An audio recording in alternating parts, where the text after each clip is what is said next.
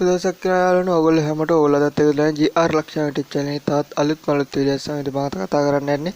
ඔයගොල්ලෝ ෆෝන් එක බවදලා කොහොමද ඔයගොල්ලෝ කම්පියුටරේ ඉන්ටර්නෙට් යන්නේ කියලා. ඉතින් වීඩියෝ ගන්න ගන්න දෙයක් කරනවා තමයි GRLakshan YouTube channel subscribe කරන්න නැත්නම් පළවෙනි රත් පාට subscribe button එක ඊට පස්සේ notification all icon එක click කරන්න අමතක කරන්න නැතුව. ඉතින් අපි යමු වීඩියෝ එකට. ඉතින් කිව්වා වගේම අපි බලමු කොහොමද අපේ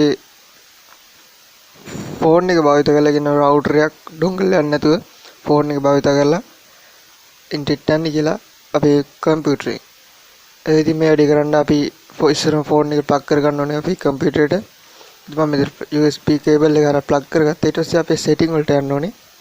මම සෙටින් ඔබ ගා ඊට පස්සේ සෙටින් වල තියෙන මෙතන more කියලා එකක් අන්න ඒක ක්ලික් කර ගන්න ඕනේ. ඊට පස්සේ මෙතන තියෙනවා portable hotspot එහෙම කියලා දෙවෙනියට අන්න ඒක ක්ලික් කරා. ඊට පස්සේ එතන තියෙන USB තෙතරින් කියලා අන්න ඒක ක්ලික් කරගන්න.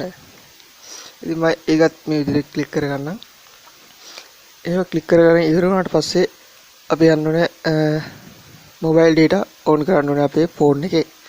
mobile phone එකේ අපේ data on කරන්න. ඊට පස්සේ අපේ කම්පියුටරේට යන්න. ඊට පස්සේ එතන තියෙනවා connect කියලා ඒක ක්ලික් කරගන්න. ඔය කම්පියුටරේ දැන් පේන ඇති අපේ ෆෝන් එකේ data connection එක connect වුණා.